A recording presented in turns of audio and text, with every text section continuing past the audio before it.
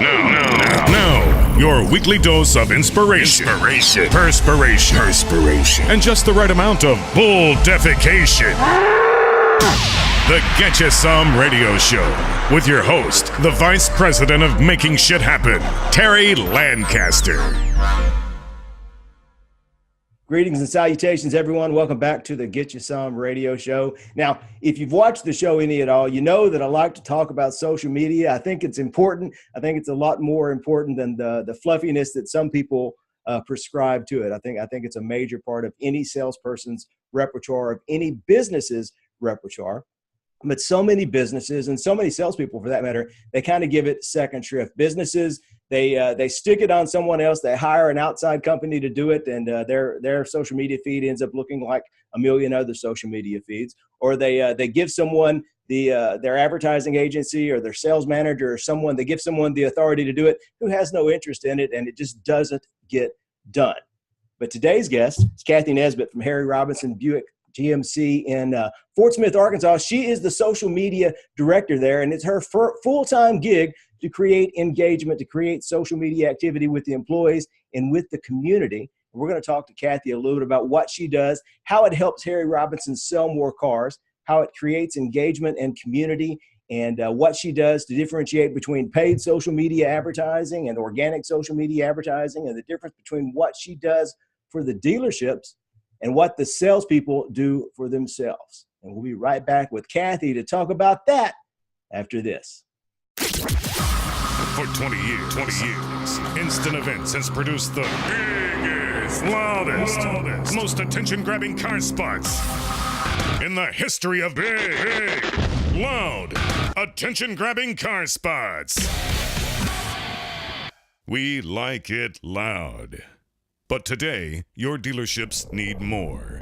You need video for social media. You need video for customer email. You need video for your website. Video is everywhere, from your couch to your desk to your phone. And Instant Events makes you look good everywhere. Call 1-800-717-1999. Then sit back and watch.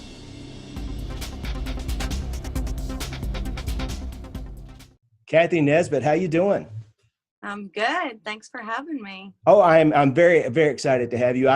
Earlier this year, I sent out a message to a lot of folks who had been on the show and a lot of folks that I knew that had listened to the show about, all right, who should I be interviewing this year? Who should I talk to? Who are some folks in the social media and personal branding and marketing space that I need to talk to? And your name came up several times. So I'm excited that you agreed to appear on the show, even if you are slightly under the weather and have a little cough and tickle.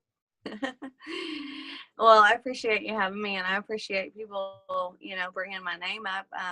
It's an honor, and I kind of always have some kind of allergy issue going on. Well, I'll make it. That's part of being in the South. You're just going to have to deal with that. That's right. Yeah. So you've written in Auto Dealer today about social media marketing. You've written for Modern Dealership magazine. Tell us a little about your background. How did you get involved at Harry Robinson? Tell us how you got here, and then let's talk about what you do day to day. Okay. Well, I came from the music industry. And I used to manage a recording studio, and the owner of the studio, like way back in the day when Facebook first got started, she was like, social media is going to be the biggest thing to happen since, sliced bread or whatever. Mm-hmm. So it was like a main priority to us, from the very beginning of social media. And then whenever the economy kind of tanked, priorities got prioritized for people who were struggling with their money, and music wasn't, at the top of the list. So the studio kind of went away, and I found a job here, and it just so happened, good for me, good for Harry Robinson Buick GMC, that Renee was looking for someone to do social media. And I was looking to do social media, and she was the only one hiring for that. And I was the only applicant that she had that could do it. So match made in heaven. It worked out great for both of us. Yeah. So you are the social media director. Tell me what that involves. What all do you do at the store? Well, I do a couple of things. I do social media strategy. I plan the year, what we're going to do, what our priorities are each, quarter, month, week, day. And then I have kind of now everyone helps me with that. When I very first started, it was a real struggle to get people to get involved because they didn't think it was important. And after we started letting them know that from the top down, it was important to everyone else and it was going to be important to everyone who ended up employed here. Mm-hmm. And as it's gotten more, prevalent and people gotten used to it, it's so much easier now. But everybody kind of chips in and helps me out with, videos and, whatever we're doing, they're happy to help. So I just kind of push along the agenda of what we're going for any particular time. Give me an example of how you keep people involved, because I think that's one of the important things is there has to be buy-in from the top down. Like you said, everyone has to be involved in it, and it's a community effort. So how do you keep people? What are some ways that you keep people, from the sales manager to the salespeople to the sales manager to the service writers to the GM? How do they stay involved? Well, we do Free Gas Friday. We've done that since 2014. And that's every Friday we go out, we find a customer. It's just a customer loyalty reward, basically. Mm-hmm. So we make a video where we go out on Fridays. We find someone that still has our placard where we know that they bought from us, and make a video, give them $50 in free gas, some Harry Robinson swag. And so that's kind of the thing that kind of got everyone used to being on camera. Is that everyone, because everybody's so busy, you can't have one person that says it's my job to be available, every Friday.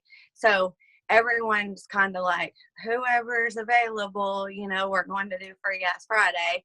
So we have to have someone film it, and we have to have, someone drive, and we have to have someone, do the on-air parts of it. And so we kind of divide that up, and everyone really enjoys taking part in that because it's fun. Yeah. And sometimes we just have contests where, like, we're doing Test Drive Tuesday, which is kind of like a walk around video for the week. And we'll say, whoever did it best, we're going to feature this week or whatever. So then people will start bringing me videos, or sending me videos. And whoever did it the best that week gets their video on our Facebook page for Test Drive Tuesday. And then you should share those around. Now, actually, I had a conversation. I actually was talking to Renee, your general manager. She was on Facebook yesterday, and she was actually looking for a number. She was looking for a number of how much money a review is worth, and that's one of the things everyone wants to do, is they want to quantify. So how do you know how much what you're doing is worth? Free Gas Friday. How does that affect sales? How does it come back to the bottom line? Well, I've been here since 2010, and since we've implemented a strong social media presence, and we have a really awesome sales team. I'll say this: I was the 53rd employee, and we always have between 90 and 95 employees now. So from an employee standpoint, we've grown exponentially. Doubled the size of the business. Yes, we're the largest growing dealer in the state of Arkansas. We consistently outsell Chevy stores when we have Buick and GMC, which to me says a lot, because I feel like if I had Chevy, I'd be able to do something with it, Chevy or Ford, or something that has more of a vehicle that's kind of across the board affordable for the masses. And so there are just a lot of signs that point, we're always moving in the right direction. We've gotten awards for customer satisfaction and Women's Choice Awards. And Harry is the Dealer of the Year this year for the state of Arkansas, and a Time Dealer of the Year nominee. Mm-hmm. And he'll find out at NATO whether he wins that award or not, but it's an honor. And we just feel like we keep growing and expanding and setting our sights on something new and bigger and better all the time, and we just strive to do that. Go ahead. Oh, I was just going to say, and the fact that we're able to do all those things just confirms and reconfirms that we're on the right track. Paying attention to your reputation, your employees, putting them first and making them a priority. When you make them a priority, they make you a priority. And, yeah, that's one of the things I was going to ask you. I've got a friend. She says, if you're not taking care of your employees, how on earth are your employees going to take care of your customers? And right. You have to treat your employees one way. So how does social media, does it build team cohesiveness? How does it get everybody on the same page? Not necessarily bringing in new customers, but just your folks. How does it help build their team spirit? Well, first of all, you have to have a culture that loves and appreciates their employees and wants to do things for them. Mm-hmm. Because if you don't, you can't fake your way through it. You can't, throw up a picture of, hey, this is our employee of the month, and he's like, whatever, it has to be like an everyday, a thing. It's just, I don't know, we just feel like family. And we know as employees that Harry is going to take care of us, that Renee's going to take care of us, that everyone here loves each other and wants each person to succeed. And we try to instill that from new employees, from all of the managers sit down with a new employee and we have lunch with them. When we get a new employee, and we go a round table. We want to get to know you. We want you to know us. This is what you can expect from us. And it's just things that, from a culture standpoint of me as an employee, me knowing that they're going to take care of me and have my best interest makes me feel good about being here. So, and then, the big things that are big on social media are kind of the small things, but there's things that we can share with, the world, so to speak. My birthday's this month, and I had it here. I got a birthday card, and I got a note, and I got a gift card to Texas Roadhouse. Oh yeah. So everyone gets these things. We get, anniversary gifts, birthday gifts. We make our employees of the month feel really special. We usually try to find like some funky holiday every month, whether it's like National Popcorn Day or National, just whatever day, chocolate chip cookie day or something, and in my house every day is chocolate chip cookie day. And make sure everyone has it. And we kind of we broadcast that on our business page, but you would just be surprised how many people get that, sit at their desk, go, oh my goodness, like I feel really good about being here. And so many employees will take a picture right there, put it on their Facebook page and say, I love my job so much. I'm so happy to be here. And since we've started doing that, since I've been here, I get so many people when we're not even hiring. I get messages all the time. Please tell me when you're hiring. I would love to work there, And I think that that's a testament to the culture that they have here, and that I can be a part of it and then kind of share that with the world, so to speak. Yeah, and I think that's right. But one of the things I tell everyone is that one of the primary purposes of social media is to make the dealership look like a fun place to be, a place that you want to be. It's not this big scary dealership.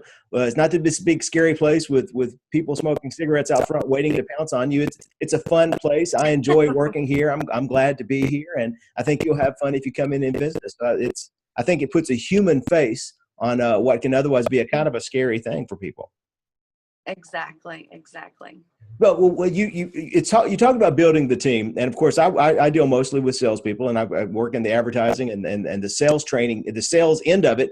And salespeople aren't necessarily always the best team players because salespeople is alpha thing. It's all about how many cars did you sell this month. So you have to get your salespeople involved in doing social media, and a lot of salespeople are doing their own social media and getting their own message out there. How does what the salespeople do and trying to push themselves and sell more of their quota of cars, how does that integrate with what you do, and how do you keep everybody on the same page for that?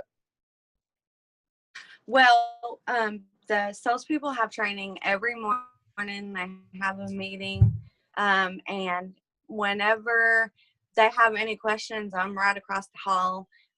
When they want to know anything about anything as far as what the dealership stands for and what's acceptable and unacceptable, they'll come and ask me. They'll say, "Can I say this?" or I want to do this video, and we'll kind of guide it through. But they get training every morning. They're product trained. They know everything about their product, and as long as they can represent the dealership and the product, then they're free to make as many videos as they want all day long and share those on their personal pages too. We were talking earlier about reviews and the value of reviews. One of the are you involved in reviews, responding to reviews and social media? Because a lot of times, sometimes I was actually talking to a dealer just a couple of weeks ago, and his biggest problem was that he was afraid to interact with people on social media because he'd been kind of held up so many times on social media that someone comes in threatening to give him a bad review, and so he didn't want to give them a bigger platform. So how do you get involved in reviews and negative reviews and responding to some of the negative things that might happen on social media? Yes, I do. I respond to all of the good and bad reviews that we get. Well, our first line of defense, so to speak, against negative reviews is that we always ask every customer for a good review. Mm-hmm. It's just part of our process. It's part of what the salespeople do. That they are required to get 2 positive reviews every month, every salesperson. So that builds positive reviews. And we have a yearly bonus of $1,000 for whoever gets the most reviews throughout the year. So that's incentivizing to them.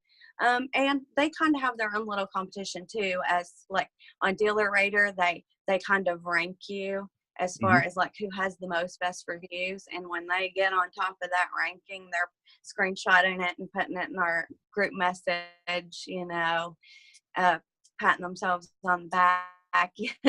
So that's the first thing.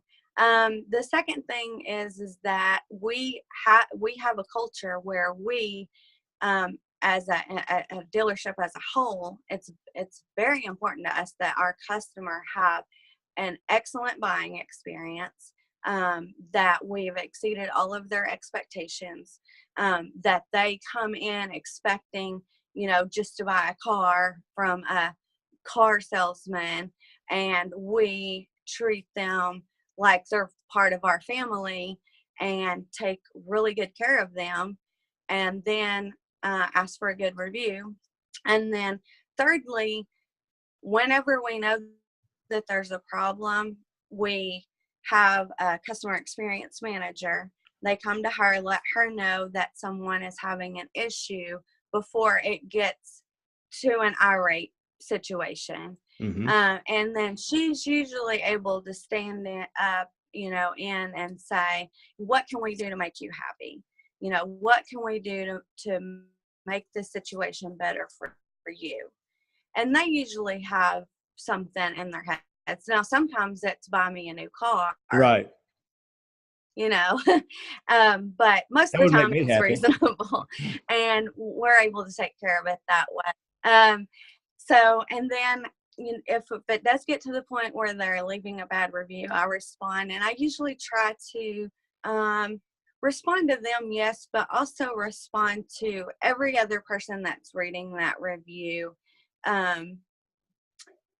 behind that person. Mm-hmm. So if somebody's left a review 5 months ago and it's a negative review, someone's reading it today or yesterday, and I want them to know that we've really tried to do everything that we can, and that we're sorry we couldn't do more for you, but we have tried this, and this to rectify the situation. We take responsibility if it's something that we've done, and just do the best we can do to take care of everybody, and hope for the best. And so far, it's been working for us. Well, I think that's great. The best counteraction for a negative review is 2 positive reviews. Absolutely, keep a good flood coming in, and then respond and show that you made a good faith effort to solve every problem. And if you're the reasonable human being, people will see who's being reasonable and who's not, I think.